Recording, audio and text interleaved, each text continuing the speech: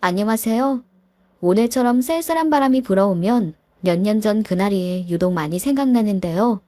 썰맘 구독자 여러분께 제 이야기를 해드리고 싶어 이렇게 사연을 적게 되었습니다. 저는 음식점을 운영하는 50대 남자입니다. 대학을 졸업하고 40대 중반까지는 계속 직장을 다니던 평범한 회사원이었습니다. 회사를 다니면서 뛰어난 능력을 갖고 있었던 건 아니고요. 그냥 만년가장이었죠. 20대 때 친구들은 여러 회사를 지원했고 경험했지만 다들 한 회사를 길게 다닌 친구들은 없더라고요. 친구들은 한 직장을 오래 다니는 저를 보며 신기하기도 하고 복지가 좋은 회사냐며 부러워하기도 했습니다. 하지만 제가 다니던 회사가 엄청 편하고 좋았던 건 아니었습니다. 그럼 복지가 좋은 회사냐고요? 아니요. 사람이 좋은 회사냐고요? 그것도 아닙니다. 그래도 처음에는 나쁘지 않은 회사라고 생각했습니다. 남들보다 빠르게 과장을 달았고 제 진가를 인정해주는 곳이라는 생각이 들었죠. 그런데 과장이 된 후로 회사 분위기가 많이 바뀌었습니다. 회사가 더 성장하기 위해 체제를 바꾸면서 저를 승진시킨 것이었는데요. 제 직급은 과장이 되었는데도 부하 직원보다 상사가 훨씬 더 많았습니다. 그리고 제 직속 상사가 생겼습니다. 바로 박 팀장이라는 사람이었죠.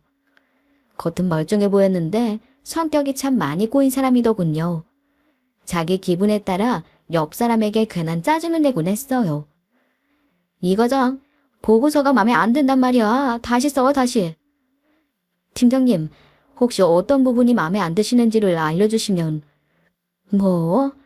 이 과장, 내가 어떤 부분이 마음에 안 든지를 파악해서 써오란 말이잖아. 대체 어디까지 알려줘야 돼? 말 안 해도 척척척 알아서 잘할 순 없을까? 하지만 어딜 가나 이상한 성격을 가진 사람들은 있기 마련이잖아요. 박 팀장과의 한 팀이 되고 2년은 정말 힘들었는데 그 이후엔 신경 안 쓰니 편하더라고요. 물론 제가 누구의 눈치를 보는 스타일도 아니었지만요. 전 그렇게 꼬인 사람의 비비를 맞춰주지도 않았고 그렇다고 대놓고 비난하지도 않았습니다. 딱 중간만큼만 했죠. 그런데 그 박 팀장은요, 정말 꼬인 사람이지만 자기보다 높은 사람 앞에서는 그렇게 싹싹한 사람일 수가 없더라고요. 이런 걸 알랑방귀 낀다고 하던가요. 이야, 상우님, 오늘 스타일이 참 멋지십니다. 이게 바로 요즘 나온 신상인가요? 하하하하, 박 팀장, 이건 내가 10년 전부터 즐겨 입던 옷이라네. 이야, 세상에. 상무님이 멋지시니 이 옷이 살아나는 거였군요. 유행지난 옷도 이렇게 살리시니 아유 정말 대단하십니다. 하하하, 내가 박 팀장 덕분에 이렇게 웃는거려. 근데 혹시 박 팀장 나한테 무슨 할 말 있나? 아니요 상무님, 꼭 그런 건 아니지만 얘기해보게. 상무님, 혹시 이번 대표님께서 어떤 방향으로 준비했으면 좋겠다고 하신 말씀이 있으셨나요? 글쎄. 있어. 일단 내 자리로 오게. 역시 상무님 차고십니다. 박 팀장은 자기보다 높은 사람 앞에서는 어찌나 살랑살랑 거리던지 가끔은 참 볼썽사납다 싶기도 했는데요. 그래도 저한테 피해가 가는 건 아니니까 그런가 보다 했습니다. 하지만 박 팀장의 이중적인 성격을 받아주기가 어렵다며 팀원들은 3년을 넘기지 못하고 퇴사하더라고요. 친해질만 하면 퇴사하는 직원들이 많이 생기다 보니 제 딴엔 사람들 사이에서 상처를 많이 받았던 것 같습니다. 원래도 남한테 의지하는 성격은 아니지만 더 마음에 닿게 되더라고요. 정을 주는 게 무섭다고 해야 할까요? 그렇지만 회사를 옮기는 건 자신이 없었습니다. 어딘가에도 박 팀장 같은 사람은 존재할 테니까요. 그래서 나이가 들수록 인간관계에 있어서 무뎌지고 그랬던 것 같네요. 이제 좋은 기회는 제게 오지 않고 주변에선 절 추천해주는 일이 없으니 더 이상 승진할 일은 없었습니다. 그래서 그냥 쭉 과장으로 살았죠. 하지만 박 팀장은 뛰어난 아부 능력으로 승승장구하면서 살더라고요. 인생이라는 게 원래 이렇게 불공평한 건가 싶기도 하고 의지할 곳 없어도 외롭게 견디는 게 사회인가 싶어서 참 많이 씁쓸했습니다. 그래도 왜 가끔 그럴 때 있잖아요. 내가 힘들고 어려운 걸 누구에게 말하지는 않았더라도 위로받고 싶고 외롭다고 느낄 때 말이에요. 그럴 때 저는 집밥이 그리워지더라고요. 유독 힘든 날이면 퇴근은 무작정 부모님이 하시는 국밥집으로 갔습니다. 물론 가서 딱 밥만 먹고 왔습니다. 그래도 뭐랄까, 음식으로나마 위로받는 기분이었어요. 뜨끈한 국물을 마시고 나면 속부터 따뜻해지고 그러면서 왠지 기운이 생기는 것 같았습니다. 부모님께서도 제 마음을 아시는지 딱히 무슨 일이 있냐고 물어보지도 않으셨죠. 저 역시 살갑게 굴지도 않았고요. 그래도 저희 부모님께서는 다정다감하시고 참 따뜻하신 분이셨습니다. 저 역시도 원래는 따뜻한 사람이었고요. 어렸을 땐 국밥집에서 부모님 일도 참 많이 도와드렸죠. 누나들을 다 제치고 아버지랑 장도 보러 다녔어요. 일남 삼녀의 막내였던 저는 아버지의 단짝 친구였으니까요. 아버지는 뭘 사든 깐깐하게 고르시면서 제게 말씀하셨죠. 아들아, 맛있는 요리를 하려면 좋은 재료를 사야 하는 거야. 알았지? 좋은 건 비싸잖아요. 비싸긴 하지. 그래도 그만큼 정성 들여 키웠다는 거니까 맛있을 수밖에 없단다. 재료에 돈 쓰는 걸 아끼지 말아야 돼. 네, 아버지. 저는 재료 고르는 법부터 재료 손질하는 법, 국물 내는 법까지도 배웠어요. 아버지는 제가 요리하는 걸 참 좋아하셔서 제게 밑반찬 같은 걸 맡기기도 하셨습니다. 그래서 오이 무침, 콩나물 무침, 깍두기 이런 거는 중학교 때까지도 제가 많이 도와드렸죠. 그런데 어머니께서는 제가 요리하는 걸 별로 좋아하지 않으셨어요. 더운 날에도 뜨거운 불 앞에 서서 오랜 시간 서 있어야 하는 게 여간 힘든 일이 아니잖아요. 아버지가 무거운 셔츠 날에다 데이거나 다치는 일도 빈번하셨거든요. 그래서 어머니께서는 하나밖에 없는 아들이 다치면 안 되니 주방에는 얼씬도 하지 않았으면 좋겠다고 매번 아버지를 타이르셨죠. 아니, 영감은 뭐가 좋다고 귀한 아들을 요리시키려고 해요? 애가 좋아하니까 그렇지. 영감이 자꾸 시키니까 아들도 그냥 그게 좋은 거구나 하며 잘한 거지. 당신이 안 그랬으면 요리의 요자도 모르고 컸을 거요. 아, 거참, 애가 좋은 거 하게 냅두면 되지. 좋은 거 할 수 있게 해주려고 지금 이러는 거잖아요.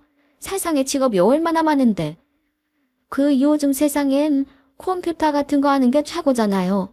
그런 걸 할 수 있게 해줘야지. 저는 저 때문에 두 분이 사소한 말싸움이라도 하게 되는 게 보기 싫고 불편했습니다. 어머니가 하도 그러시니까 아버지도 이젠 절 주방으로 부르지 않으셨고 그래서 고등학교 때부터는 자연스레 주방에서 멀어졌네요.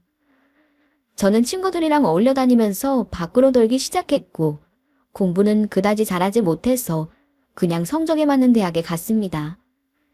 대학에 가면서부터는 무슨 하숙집에 기거하는 학생 마냥 잠을 잘 때만 들어왔고요. 또 졸업하고 취업해서는 자연스럽게 부모님과 따로 살다 보니 바쁘다는 핑계로 연락도 잘 안 하게 되더라고요. 그래도 어머니는 제가 사무직이라는 걸 자랑스럽게 생각하셨습니다. 컴퓨터 앞에서 일하면 뭐 대단한 일 하는 줄 아세요. 잘 모르셔서 그런 것이지만요. 전 굳이 겉으로 표현하지는 않았지만 그래도 늘 마음속에는 부모님이 자리하고 있었습니다. 따뜻한 부모님께 사랑을 배워 사람들 챙기는 것도 좋아하고 어울리는 것도 좋아하는 사람이었죠. 그런데 나이를 먹어가고 사회에 찌들어갈수록 저는 차가운 사람이 되어갔습니다. 함께하는 것보다는 혼자 있는 게 편하고 누군가와 말을 섞는 것도 불편해지더라고요. 그래도 부모님께는 그러면 안 됐었는데 지금 생각하면 제가 참 철이 없었던 것 같아요. 부모님이 천년 만년 사시는 줄 알았습니다. 항상 그 자리에 그렇게 계실 줄로만 알았죠. 박 팀장의 구박에 너무나도 지치던 날 부모님의 국밥집을 들러 국밥을 먹고 여느 때와 같이 나왔습니다. 그런데 이상하게 국밥을 가져가고 싶더라고요. 그래서 다시 가서 부모님께 포장해달라고 했어요. 동네 장사라 포장 용기가 따로 없던 부모님은 그냥 비닐에다 국밥을 담아주셨는데 처음으로 챙겨가는 것이다 보니 비닐봉지로 몇 봉지나 담아주셨습니다. 집으로 가는 길 차 안에서 어찌나 불안하던지 봉지 안에 있던 국물이 터지거나 셀까봐 조마조마하며 그렇게 집에 갔습니다. 그리고 집에 도착하자마자 텅텅 비어있던 냉동실 안에 비닐에 담긴 국물들을 넣었습니다. 그렇게 비닐에 담겨진 국밥 국물들을 보는데 마음이 이상하더라고요. 그렇게 잠이 들었는데 새벽에 저를 깨우는 전화벨 소리에 깜짝 놀라 전화를 받으니 장례식으로 오라는 삼촌의 목소리가 들리더군요. 이른 새벽부터 가게 문을 열기 위해 집을 나서시던 두 분은 음주운전 차량을 피하지 못하고 사고를 당하셨고 그 자리에서 영원히 일어나지 못하게 되셨습니다. 하루아침에 부모님을 잃은 저는 너무나도 허망했습니다. 그동안 바쁘다는 핑계로 자주 찾아가 보지 못한 제 자신이 원망스러웠고요. 다 컸어도 부모님 품에 안겨볼 걸, 손이라도 잡아볼 걸. 사소하게나마 전할 수 있었던 마음을 조금도 표현해보지 못한 것이 너무나도 속상했습니다. 장례식이 끝나고도 한참 동안은 정신을 차릴 수가 없었습니다. 누나들이 위로해 주었지만 외로움과 허전함은 채워지지 않더라고요. 누나들이 번갈아 가면서 집에 저를 초대하곤 했는데요. 누나네 집에 가면 매형도 있고 조카도 있어 북적북적하니 그 순간은 괜찮더라고요. 하지만 혼자 사는 제 집으로 돌아가면 더 고모해지고 쓸쓸하기만 했습니다. 이제 국밥집은 어머니의 남동생이신 삼촌이 운영하시게 되었습니다. 삼촌이 저희 부모님과 가장 가까이 사셔서 국밥집에 필요한 것이 있을 땐 많이 도와주시기도 했거든요. 그리고 저나 저희 누나들은 국밥집에는 관심도 없었고 부모님만큼 잘할 자신도 없었으니까요. 삼촌이 운영하시는 국밥집은 부모님이 하시는 국밥집과는 사뭇 달랐지만 그래도 맛있었습니다. 제가 어릴 적부터 부모님이 이 동네에서 국밥집을 오래 운영해 오신 터라 부모님이 돌아가셨어도 단골분들은 삼촌의 국밥집을 여전히 찾아주셨어요. 참 감사한 일이죠. 그런데 6개월인가 지났을 무렵 삼촌이 제게 말씀하셨습니다. 어떻게든 해보고 싶었다만 사실 내가 몸이 좋질 않다. 네가 해보려거든 하고 그게 아니라면 가게를 맡아줄 사람을 찾아봐야겠다. 네, 저는 이런 능력 없어요. 그냥 삼촌이 알아서 해주세요. 나도 젊을 땐 회사 생활 해봤지만 그래도 내 사업이 최고인 거야. 너도 이제 나이가 들고 젊은 애들은 계속 치고 올라올 텐데 잘 생각해보고 말해주렴. 나도 천천히 알아보마. 예, 삼촌. 가게가 다른 사람한테 넘어간다고 생각하니 기분이 이상했습니다.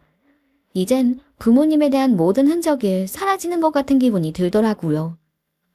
그렇다고 부모님이 평생 일궈온 국밥집을 제가 넘겨받아 하루아침에 망칠 것을 생각하면 안 하는 이만 못하다고 생각했습니다. 회사는 때가 되면 저를 내칠지도 모르겠지만 그건 아직 한참 남은 미래의 일이라고 생각했으니까요. 지금 제게 닥친 건 아니니까 제가 먼저 그만두겠다고 할 이유는 전혀 없었습니다. 그런데 운명이 절 부른 것인지 저를 시험하는 것인지 제게 위기가 다가왔습니다. 같은 팀 직원인 대리 하나가 제게 와서 이렇게 묻더군요. 과장님은 어떻게 하실 거예요? 뭐를요, 정들이요? 회사 합병한다면서요. 근데 우리 회사는 그쪽 직원들이랑 기존 직원을 다 시음할 능력은 없다던데.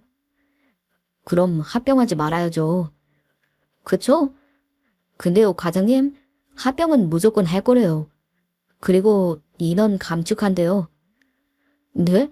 그럼 누가 나가요? 누가 나가겠어요. 아무도 안 나간다고 하지. 회사가 더 커질 수도 있으니까 다들 버텨보려고 하는 것 같더라고요. 그래요. 다들 버텨보죠 뭐. 근데요, 과장님, 그게 쉽지 않은가 봐요. 박 팀장님이 사람들 한 명씩 불러서 퇴사하라고 설득한대요. 과장님 파이팅이에요? 예? 아, 네. 가뜩이나 복잡한 머릿속이 더 복잡해지더군요. 그런데 이런 순간을 단축시키려는 듯 박 팀장이 저를 불렀습니다. 이 과장, 그동안 수고했어. 내가 이 과장한테 할 말이 좀 있는데. 네, 팀장님, 말씀하세요. 그동안 수고 많았으니까 이제 더 이상 고생 안 해도 돼. 그게 무슨 말씀? 이 과장도 이젠 하고 싶은 거 해야지. 언제까지 이 회사에서 이러고 있을래? 이 회사 경력직들 다 수용 못해. 신입 데려다가 가르치면서 성장하는 거지. 이 과장 보내고 나도 나갈 거야. 우리 같이 빠져주자 이제. 더 좋은 곳으로 가자고 우리. 처음으로 박 팀장이 제게 건네는 위로 같았습니다. 그래도 박 팀장이 속으로는 날 인정하고 있었구나, 응원하고 있었구나. 이렇게 생각하니 기분이 묘하기도 하고 그동안 나쁘게만 생각했던 박 팀장님에게 미안한 마음도 들더라고요.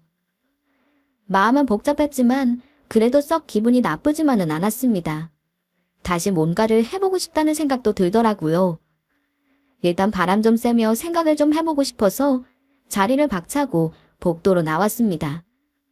근데 비상계단 쪽에서 박 팀장님의 목소리가 들리더라고요. 저도 모르게 귀를 기울였습니다. 사모님, 나이 많은 직원들은 제가 좋게 타일러서 사직서 쓰게 만들겠습니다. 상무님은 저만 믿어주십시오. 그래, 우리 박 팀장. 아니, 박 이사도 이젠 임원이니까 자네만 믿네. 저는 순간 머리가 하얘지더라고요. 시간이 멈춘 것처럼 정말 아무 생각도 들지 않았습니다. 그러다 점점 손발이 떨리고 머리가 지끈거렸어요. 금방이라도 쓰러질 것 같더라고요. 너무 충격을 받아서 그런 것 같았습니다. 같은 건물에 있는 병원에 가서 링게를 하나 놔달라고 했네요. 링게를 꽂고 누워있는데 천장이 빙빙 돌고 두 눈에선 알 수 없는 눈물이 흘러내렸습니다. 그 심정을 뭐라고 표현해야 할지 모르겠네요. 머리가 복잡했는데 애써 생각하지 않으려 했습니다. 다음날 저는 꽃다발을 들고 출근했습니다. 박 팀장 자리에 꽃다발을 두고 사직서를 옆에 둔 채로 그렇게 그냥 회사를 빠져나왔습니다. 꽃다발 안에는 미리 메모도 남겨두었죠. 이사 되신 거 축하드립니다. 갈 곳은 없었습니다. 다른 회사에 취직할 용기도 나지 않았습니다. 혼자 술을 마시고 또 마시고 취할 때까지 마셔보고 싶었는데 희한하게 취하지도 않았습니다. 링게를 맞아서 금세 건강해졌나? 별 생각이 다 들었습니다. 취하진 않으면서 머리만 깨질 듯이 아프더라고요. 얼음물이라도 한 잔 마시려고 냉동실 문을 열었는데 냉동실에 비닐봉지에 쌓인 국밥 국물들이 잔뜩 쌓여 있었습니다. 얼어붙은 비닐봉지를 손에 쥐고 저는 엉엉 울었습니다. 정말 하염없이 눈물이 흘렀습니다. 비닐봉지들을 들고서 저는 국밥집으로 향했습니다. 쾌행한 얼굴을 하고 양손에 비닐봉지를 잔뜩 든 채 국밥집으로 들어오는 저를 발견한 삼촌은 깜짝 놀라셨어요. 아니, 무슨 일이야 이 시간에? 회사는 안 갔어? 놀람과 걱정이 잔뜩 묻은 삼촌의 목소리를 들으니 참았던 눈물이 또 흘렀습니다. 그래도 저는 최대한 침착하게 삼촌에게 말했어요. 삼촌, 이 국밥집 제가 한번 해볼게요. 그래, 잘 생각했다. 그렇게 저는 국밥집을 운영하게 되었습니다. 생전 처음 장사라는 걸 해보니 정말 쉽지 않더라고요. 가만히 있어도 찾아올 줄 알았던 손님은 식사 시간이 되어서야 잠깐 오고 말더라고요. 그래도 확실히 마음은 편했습니다. 아버지의 노하우가 담긴 국물을 조금씩 떠먹어보면서 아버지만의 국밥을 제 것으로 소화해내기 위해 연구하는 시간을 오래 가질 수 있게 되었죠. 그렇게 노력하다 보니 오랜 단골 손님분이 오셨을 때 드디어 진가를 발휘할 수 있었습니다. 아들이 솜씨가 좋네. 아버지 국밥이 최고인 줄 알았는데 아들 국밥이 더 맛있는걸? 그렇게 말씀해 주시니 영광입니다. 감사합니다. 아니야 진짜야. 정말 맛있어. 잘 됐으면 좋겠다. 응? 꼭. 따뜻한 말씀들과 응원 덕분에 제 가게는 드디어 자리를 잡았고 동네에 새로운 손님들도 많이 생겨났습니다. 그런데 알고 보니 허름했던 이 동네가 재개발이 된다는 소식에 사람들이 많이 바뀐 것이더라고요. 기존에 살던 사람들은 개발이 끝날 때까지 이사를 갈 수밖에 없었고 기회를 잡고 싶은 옆 동네 사람들은 이쪽으로 이사를 온 것이었죠. 사람들이 많이 바뀐 만큼 동네 분위기도 많이 바뀌었습니다. 여긴 조용하지만 따뜻한 동네였거든요. 근데 인근 지역부터 먼저 개발되면서 갑자기 지휘였던 깡패 출신 노숙자들이 일주일에 한 번씩 수급을 한다는 핑계로 몇만 원씩 뜯어가곤 했습니다. 저는 무섭다기보다는 그분들이 걱정이 되더라고요. 여기가 이제 다 공사를 할 텐데 이쪽에는 오히려 머물 곳이 없으니까요. 그래서 그냥 단돈 몇만 원의 호의를 베푼다고 생각하고 손에 얼마씩 조금이라도 쥐어들여 보냈습니다. 아마 지금 같은 상황에 아버지가 살아계셨다면 저희 아버지도 분명 저처럼 행동하셨을 테니까요. 그래서 저는 후회하지는 않았습니다. 하지만 집은 가게 사람들은 생각이 달랐습니다. 저런 나이 도둑놈들 도와주면 다 같이 망하는 거야. 총각이 앞서서 막아줘야지. 잘했다고 부채질하듯이 그러면 안 돼. 집은 상인들 말이 맞는지도 모르겠습니다. 제가 앞에서 막아주지 못하면 하지 않는 게 맞는 거겠죠. 그래서 그 다음부터는 주의하겠다고 했습니다. 저 때문에 괜히 피해가 커지면 안 되니까요. 하지만 그런 깡패들이 가게 주위를 어슬렁거리자 손님들은 발길을 돌렸습니다. 손님들도 그런 사람들 때문에 피해를 입고 싶지는 않을 테니까요. 그렇게 동네는 점점 조용해지고 장사도 되지 않아서 침울하게 보내는 날들이 많아졌습니다. 투명한 창밖으로 지나가는 사람들을 보면서 멍하니 앉아 시간을 보내는 경우가 대부분이었죠. 그러다 저 멀리서 기침을 심하게 하는 노숙자 노인을 발견하게 되었습니다. 날씨가 이렇게 추운데 추운 날씨에 맞지 않는 옷을 입고 있더군요. 게다가 몸도 말라 더 춥게 보였습니다. 저는 국밥 한 그릇을 떠다가 그 노숙자 노인의 자리 옆에 놓아드렸습니다. 날씨도 추운데 이거라도 드시면서 몸 좀 녹이세요. 아니, 세상에. 정말 저한테 주시는 겁니까? 네, 그럼요. 가게로 모시고 싶은데 불편해하실까봐. 괜찮으시면 가게로 들어오셔도 되고요. 그러자 노숙자 노인은 괜찮다면서 손사래를 쳤습니다. 나 그렇게 염치 없이 패 끼치는 사람은 되고 싶지 않아요. 음식은 잘 먹겠습니다. 고맙습니다. 저는 노숙자 노인이 편하게 음식을 드실 수 있도록 자리를 비켜드렸습니다. 그리고 제 가게에서 그분을 바라보았죠. 며칠 굶으셨는지 순식간에 국밥 한 그릇을 해치우셨습니다. 더 갖다 드리고 싶었지만 괜한 오해를 사고 싶지 않았어요. 그래서 그냥 묵묵히 지켜만 보았습니다. 그 노숙자 노인은 잠시 앉아있다가 자리를 떠나셨습니다. 잘 알지도 못하는 사람인데 그 후로도 그 노숙자 노인이 걱정이 되더라고요. 날씨가 유독 추운 날엔 혹시나 하는 맘에 동네를 몇 바퀴 돌아보곤 했는데 그 노숙자 노인의 모습은 볼 수가 없었습니다. 그래도 따뜻한 곳에서 잘 지내고 계시기를 바랬죠. 그리고 어느새 반년이 흘렀습니다. 한동안 잊고 지냈는데 망설이면서 가게로 들어오시는 그 표정을 보니 한눈에 알겠더군요. 바로 그 노숙자 노인이었습니다. 그동안 잘 지내신 거죠? 그 노숙자 노인은 머쓱하게 웃으면서 아주 천천히 고개를 끄덕이셨습니다. 그리고는 아주 조심스럽게 제게 물어보시더군요. 사장님, 혹시 남긴 국물이라도 먹을 수 있을까요? 저는 조금 놀라긴 했지만 오히려 그렇게 물어봐 주시는 것에 반가움을 느꼈습니다. 그럼요. 잠시만 앉아 계시면 금방 가져다 드릴게요. 저는 국물뿐 아니라 건더기까지 충실하게 퍼드렸습니다. 소저를 들고 입으로 가져가는 손을 보니 또 며칠은 굶으신 것 같더라고요. 저는 편하게 드시라고 자리를 비워드리기로 했습니다. 저 잠깐만 차에 좀 다녀올게요. 마침 필요한 물건이 있었는데 문 닫고 가기가 애매했거든요. 예, 그러세요. 다녀오세요. 네, 식사 천천히 드시고 가세요. 저는 가게를 나와서 그냥 천천히 걸었습니다. 마땅히 갈 곳은 없었죠.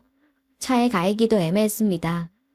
그냥 동네 몇 바퀴 걷고 들어가면 노숙자 노인은 식사를 마치고 잘 가시지 않을까 하는 생각이 들었습니다. 그렇게 동네를 몇 바퀴 돌고 들어가려는데 소란스러운 곳으로 시선을 돌리니 바로 제 가게 앞이었습니다. 저는 깜짝 놀라 가게로 뛰어갔습니다. 당신들 뭐야? 제 가게 입구에 깡패들이 우르르 몰려 있었고 그 깡패 한 명은 노숙자 노인을 톡톡 치며 폭력을 행사하고 있었습니다. 저는 깡패에게 물었어요. 제가 그동안 다 드렸잖아요. 근데 왜 그러시는 건데요? 아니, 내가 오늘 수급날이라서 온 건데 이 할아버지가 뭔데 날 막냐고. 위협하는 표정으로 저를 노려보길래 저는 주머니에 있는 돈을 잡히는 대로 쥐고 돌려보냈습니다. 괜찮으세요? 저는 노숙자 노인분의 얼굴을 보며 물었고 노숙자 노인분께서는 제가 그 깡패들에게 돈을 뺏겼다는 사실에 허망한 표정을 지어 보이셨어요. 남의 꽃을 허락도 없이 함부로 감하면 안 되는 거요. 난 그걸 막고 싶었어. 네, 압니다. 그래도 이렇게 다치시면서까지 그러실 필요 없어요. 결국 아무런 도움도 되지 못했네요. 피해만 끼치고. 아니에요. 괜찮습니다. 그 사람들 원래 그런 사람들이에요. 전 신경도 안 써요. 그런데 할아버지는 신경이 쓰이네요. 지낼 곳은 있으세요? 제 물음에 노숙자 노인은 잠시 고민하시다가 고개를 저으셨습니다. 그럼 저희 비어있는 쪽방 하나 있는데 괜찮으시면 여기서라도 지내실래요? 왜 저에게 이런 호의를... 그냥 그러고 싶더라고요. 돌아가신 아버지 생각도 많이 나고. 노숙자 노인분께서는 고맙다며 제 손을 꼭 잡으셨고 그날부터 저희 국밥집 쪽방에서 지내시면서 제가 하는 일을 도와주시곤 했습니다. 저는 노숙자 노인분을 아예 직원으로 고용하겠다고 했고요. 이분과 오랜 시간 함께 있으면서 이야기를 나누다 보니 생각했던 것보다 많이 다르다는 걸 알게 되었습니다. 노숙자 노인은 처음 봤을 땐 저희 아버지와 연배가 비슷한 줄 알았는데 알고 보니 저보다 12살 형님이시더라고요. 이분이 평소에 말수는 적은 편이었는데요. 가끔 내뱉는 말에서 알 수 없는 위험이 느껴지기도 해 왕년에 꽤 괜찮은 사람이었을 거라는 추측을 하게 되었어요. 무슨 사연이 있는지는 모르겠지만요. 행색도 초라하게 그날 왜 거기 계셨는지 어쩌다 노숙을 하게 되신 건지 궁금한 점이 참 많았습니다. 그래도 때가 되면 알려줄 거라는 생각에 굳이 묻지는 않았죠. 그렇게 형님과 저는 7년 동안 아주 가깝게 지냈습니다. 개발을 한다는 동네는 개발 소식 초기에만 왁자지껄 소란스러웠는데요. 시간이 지날수록 잠잠해지더니 어느새 다니던 사람들도 하나둘 발길을 끊었습니다. 그리고 상권은 아주 형편없이 망가졌죠. 수입도 아주 형편없었습니다. 그렇다 보니 누구에게 가게를 넘기고 이사를 갈 수도 없는 지경에 이르렀죠. 월세를 내지 않아서 망정이지 그런 게 아니었다면 아마 눈앞이 캄캄했겠죠. 그래도 저는 형님 덕분에 외롭지 않았네요. 벌면 버는 대로 못 벌면 못 버는 대로 그냥 그렇게 지냈습니다. 그런데 어느 날 정장을 곱게 차려입은 두 젊은이가 가게로 들어서더니 다짜고짜 형님에게로 가는 것이 아니겠어요? 저는 깡패들이 형님에게 다가가 행패를 부렸던 사건을 떠올리며 너무 깜짝 놀라 그들을 막아섰습니다. 그런데 그들은 제게 머리를 숙이고는 형님의 손을 잡고 갑자기 엉엉 우시더군요. 이게 무슨 일인지 머릿속이 복잡했습니다. 형님은 서서히 입을 대시고는 두 젊은이에게 이렇게 말했어요. 인사드려. 날 도와주셨던 분이다. 그러자 두 젊은이는 저를 향해 고개를 푹 숙이며 말했습니다. 저희 아버지를 돌봐주셔서 정말 감사합니다, 사장님. 저는 너무나도 놀랐습니다. 형님의 두 아들이 형님을 찾아온 것이었으니까요. 저는 일단 그들을 자리에 앉히고 국밥을 가져왔습니다. 드릴 건 국밥밖에 없었어요. 두 젊은이는 처음엔 사양하다가 형님이 먹으라고 손짓하니 이제야 수저를 들고 먹기 시작했습니다. 저는 염치도 없이 형님과 두 아들의 자리에 함께 착석해 이야기를 나눴습니다. 물론 형님의 권유로 말이죠. 이야기를 들어보니 사업을 하다가 실패한 형님은 모든 재산을 날렸다고 하더라고요. 갖고 있던 건물은 경매로 날아갔고 집안 식구들 얼굴 볼 염치도 없으니 집을 나왔고 처음엔 일도 했었다네요. 공사장에서 벽돌도 나르고 했는데 허리를 다치는 바람에 더 이상 일을 할 수도 없었다고 해요. 그렇게 노숙자가 되었다고 하더라고요. 그러는 동안 아들들은 아버지가 실패한 사업을 어떻게든 다시 일으켜 세우려고 죽을 힘을 다해 노력한 모양입니다. 협력업체 사장님들을 다 만나고 다니면서 설득하고 다시 투자받고 그렇게 자리를 잡으면서 아버지를 수소문하고 있었다고 하더라고요. 그러다가 어느 날 비슷한 분이 저희 가게에 있다는 소식을 듣고서 혹시나 하는 마음에 가게로 찾아온 거였어요. 형님이 보통 분은 아닐 거라고 생각했지만 이렇게 큰 회사를 운영하던 사장님이셨는 줄은 꿈에도 몰랐습니다. 기분이 이상하더라고요. 근데 참 잘됐다는 생각이 들었습니다. 한편으로는 부러웠고요. 이렇게 찾아올 가족이 있다는 게, 이렇게 든든한 아들이 있다는 게 말이죠. 하늘에 계신 아버지도 저를 이렇게 든든한 존재로 생각하고 계셨을까요? 제가 만나러 오는 이 순간이 이렇게 반가웠을까요? 가슴이 아려오더라고요. 형님의 두 아들들은 제게 그동안 아버지를 잘 보살펴 주셔서 감사하다는 인사를 남겼습니다. 그리고 형님 역시도 제게 고맙다고 한참 동안 잡은 손을 놓지 않으셨죠. 그리고 2주 후 형님은 두 아들과 함께 저를 다시 찾아오셨습니다. 저보고 자리를 옮겨 국밥집을 해달라고 하시면서요. 형님이 소개한 곳은 신도시에 있는 대단지 아파트 근처 상가였는데요. 아파트가 정말 으리으리하고 상가도 무슨 궁전처럼 멋지게 지어놨더라고요. 고작 국밥집인데 제가 이런 곳에서 장사를 할 수가 있을까요? 또 월세가 어마어마할 텐데. 권리금, 보증금, 월세 이런 건 걱정하지 않으셔도 됩니다. 저희 아버지를 무사히 지켜주신 것만으로도 정말 감사드립니다.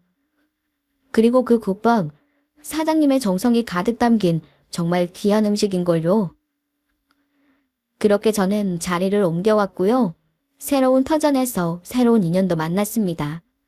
맞은편 커피숍 사장님인데 노총각도 받아준다더라고요. 이렇게 저는 한순간에 대박이 터졌습니다. 이 동네에서 가게를 운영한 지도 벌써 6년이나 됐고요.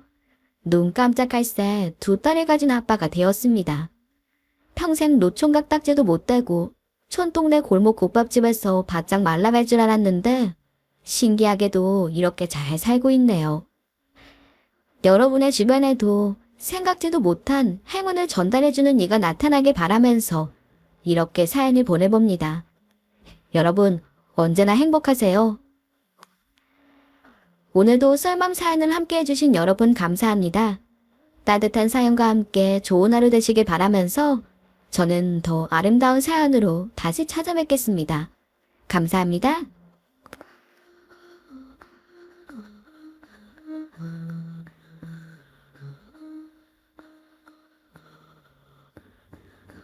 아.